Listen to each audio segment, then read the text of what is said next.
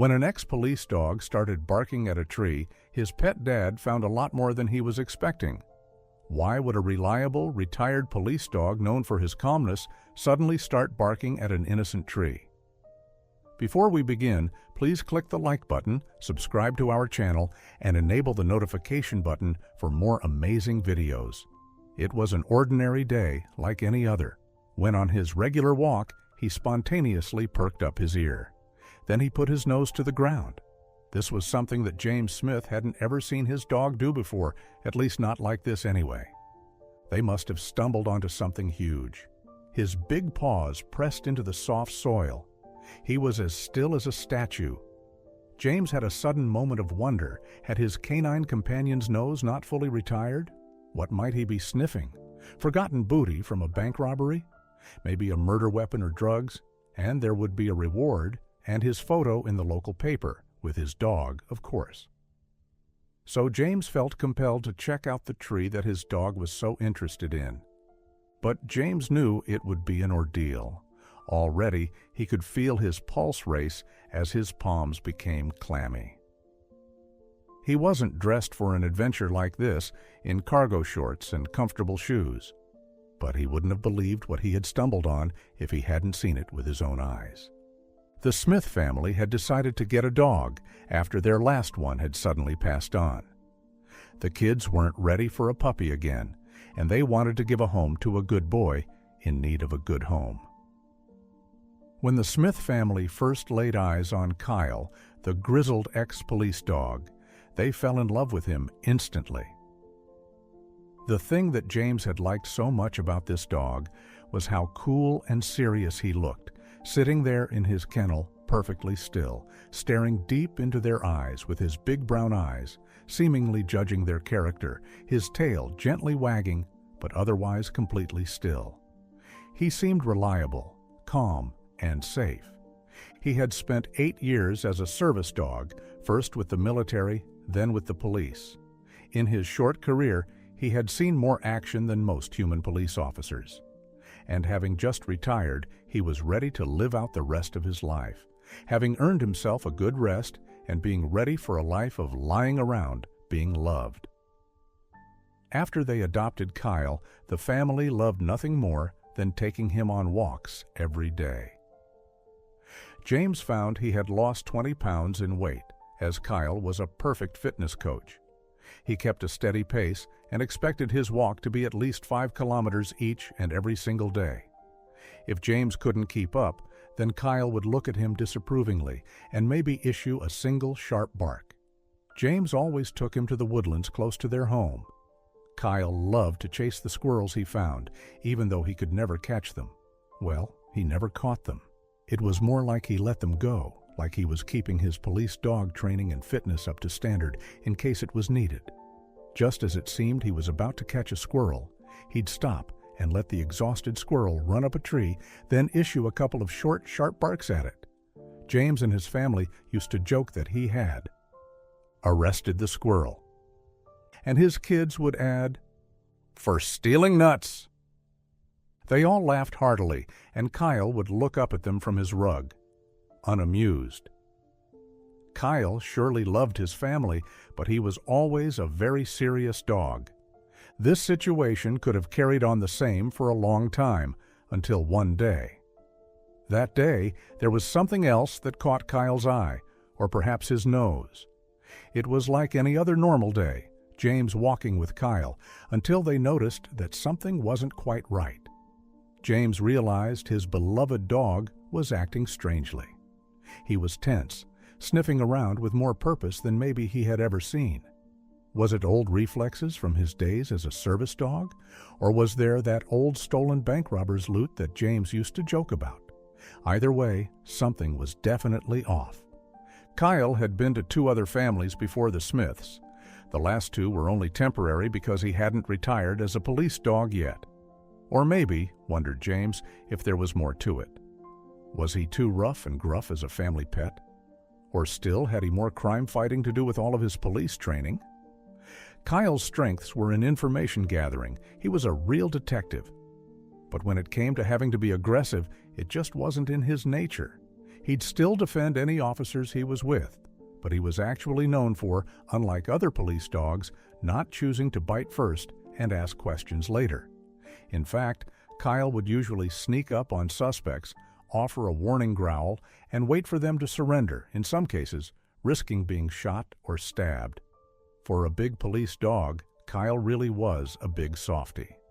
As James had noted, Kyle wouldn't even kill a squirrel. That had all changed when Kyle got his new training partner, Officer John Bighorn. His training and attitude picked up, and he soon learned to be more aggressive, but only when the situation demanded it. He would often defend his new partner with his life. A service dog would more often than not go out on patrol with multiple officers. But when it came to Kyle, he just wouldn't listen to anyone the way he did to Officer John.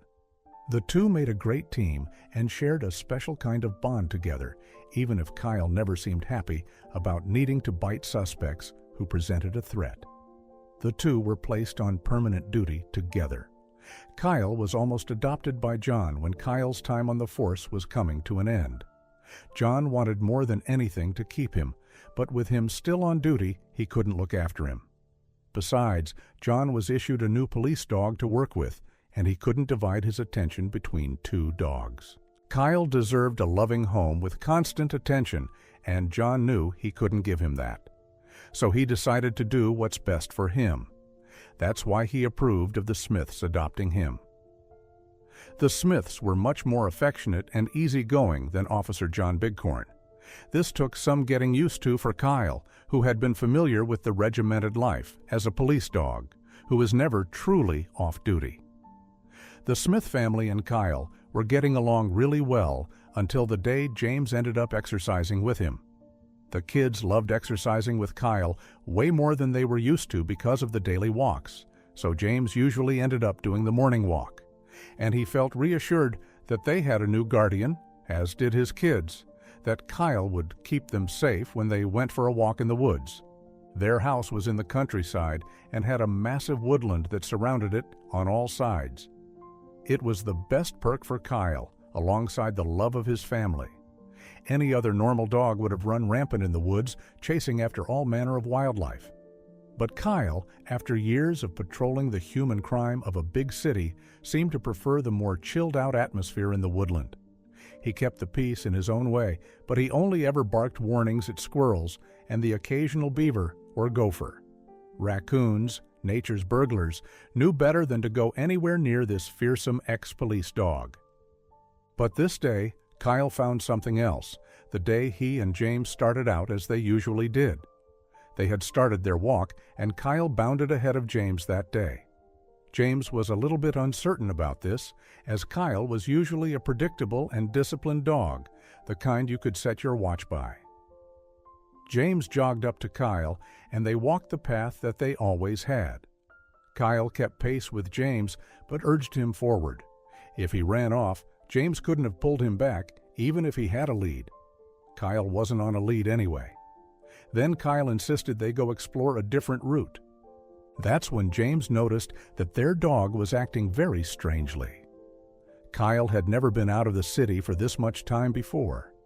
He loved his daily walks in the woods with his new family, and James on his own. But today there was something different, something they hadn't anticipated for some time. When Kyle was at home, he started acting strangely. He didn't want to eat and wasn't as animated as he normally was with the children. But on the walk, he was happy, with his tail wagging and bounding about in the woods. James could see that this is how he must have been while he was still in service, when his nose helped him solve a crime or arrest a crook. Those old crime-fighting reflexes from his police days kicked in, but what could he be chasing? James unhappily thought that if Kyle had sniffed out a gang of desperados in the woods, he wouldn't be much help to him. He would have to hope that Kyle would be able to take them down on his own. And then Kyle stopped abruptly and also ceased barking. He started burying his nose in the earth, following a scent trail only visible to his nose. James tried to call him back half-heartedly to the path. Kyle was far too focused on the scent. It wasn't out of the norm for a dog to sniff the ground sometimes on walks. But Kyle was a very businesslike dog. He had no time for just having fun. Besides, there were a few other dogs in the neighborhood, and so not many other dog scents to sniff out on the trees and bushes. Kyle would sometimes find all manner of wildlife while they walked. One time, he even found someone's old clothes. That attracted a lot of interest from Kyle, and he wouldn't move until James and his kids bundled the stinky old clothes up. Kyle must have thought they were evidence in a murder investigation. James's wife had wanted to burn them when they brought them home, but James warned her not to, just in case Kyle decided that she was destroying evidence. He suspected Kyle would have tried to make a citizen's arrest on James's wife.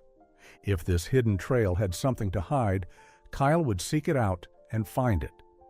But the scent that he had found this time seemed to make him very anxious, something the family had never seen before. James had to keep going now that they were invested. James felt that it was strange behavior for Kyle. Maybe above them there was something hiding in the trees, a small animal perhaps. It could have been taunting his dog, knowing that he couldn't catch them, maybe a raccoon brave enough to take on the big police dog. But as he looked up, all they saw were twisted branches where leaves would be in spring. Kyle had found something that so far was invisible to them. James called him again, but it was of no use. Instead, Kyle lay down, frozen. Smith wasn't sure what to do, so he did something he had never done before. He called John, Kyle's ex-partner. John explained that Kyle was trained to do this if he picked up a scent that was out of the ordinary or presented a danger. He told James to investigate the tree, but to be careful, as it could be dangerous. If it was drugs or guns, James didn't know what he'd find, so was very cautious. As James approached the tree, he saw that the bark was loose. Kyle began to bark loudly, feeling encouraged. Smith braced himself and peeled it back, revealing the hollow inside of the tree. After peering into the dark, suddenly his eyes focused, and he jumped back. It wasn't drugs. Kyle, on high alert, awaited his follow-up command. Without a moment's hesitation, James pulled out his phone and called the only person he could think to report it to. He shakily dialed John's number, with his voice trembling. He described exactly what Kyle had found in that old tree. John, highly disturbed and utterly incredulous, rushed to gather forensics experts before they all raced out to the scene. For John, the trip down to Kyle's new home was excruciating and took far longer than he realized. After 2 hours on the road, they were still driving. John had been so busy with work that he hadn't been able to visit Kyle since he had been adopted by the Smiths. He felt a stab of guilt about his old partner as they finally arrived. As soon as he saw the familiar side of the cruisers, Kyle couldn't contain his excitement as he ran toward John for a reunion that would drive you to tears. But with a serious matter to attend to, John soon made his way to the tree. He pulled back the tree bark. His heart raced as Kyle urged him on with his barking. His eyes popped as he confirmed the heinous sight James had described to him. Kyle had led them to a human skeleton that had been stashed within the tree. However, it was so well packed within the tree that they had to carefully chop it down to assess what they were dealing with. As they continued their work, James was amazed at how lively Kyle became. It was like he was back to his normal self. James noted how much Kyle loved John, but while he was watching Kyle, new information was unfolding. Officer John felt completely out of his depth when he saw the remains stashed in the hollow tree, ready to inform his chief police officer so that they could send more reinforcements. He began to dial, but just before he could get a hold of the station, someone stopped him. The forensic experts he brought with him stopped him before he could place the call, and it was a good thing they did. They unpacked their tools and began to analyze the skeleton to try to place its origin. They had stopped John from making the call because what they had discovered meant that further investigation wouldn't be necessary. In this case, they already had everything they needed. The skeleton was a life-sized human skeleton, but it was also a fake plastic one. Someone must have planted it as a Halloween scare or prank within the tree bark and forgot about it. They all laughed in relief, but what they couldn't understand is why Kyle would alert them to a situation like this. He would have been trained to learn the difference between non-threatening and threatening smells. Then it clicked. James was the first to put two and two together. He realized Kyle just wanted to see John, and his recent behavior showed signs of loneliness. He was missing his best friend and former partner. He knew John would come running at his police behavior. Perhaps that's why he did this. It was orchestrated, and Kyle had been looking at John since he arrived. John looked down at his ex-partner, who was still jumping around in excitement, licking his hands and nuzzling his legs. Then it dawned on him that maybe this had never been about the skeleton. John recalled that in their years of working together, there was only one quick and foolproof way to get his attention. Kyle must have known that there was no quicker way to make John rush to him. All he had to do was sit and bark when he found something, just like he'd been trained to do. John couldn't help but laugh out loud. When everything began to make sense, he bent down and scratched Kyle's head and looked deeply into his brown eyes. There was, however, one mystery. The skeleton was made up of plastic and cardboard, which don't smell like human corpses. And Kyle hadn't been able to see the skeleton. How had he known to draw James out to bring John? The answer became readily apparent when Kyle slowly and calmly trotted out to an old tree stump. He pointed at his nose and paw as he had been trained to for all of his years as a police dog, and a puzzled John and the forensic experts began to dig. After only going down a few feet, they found an old potato sack. When they carefully looked inside, they found piles of yellowing old banknotes. Kyle had found the old robber's treasure that James had been fantasizing about. The money was of no value, but there was a small reward for its recovery. James accepted it, framed the check, and would tell people about how Kyle had solved one last case. John was delighted to have worked with his old partner again and made sure to visit him every weekend, where he would take Kyle for a walk in the woods, with the Smiths first and then on his own, Kyle's nose alert for any further scent of crime, or perhaps just a raccoon.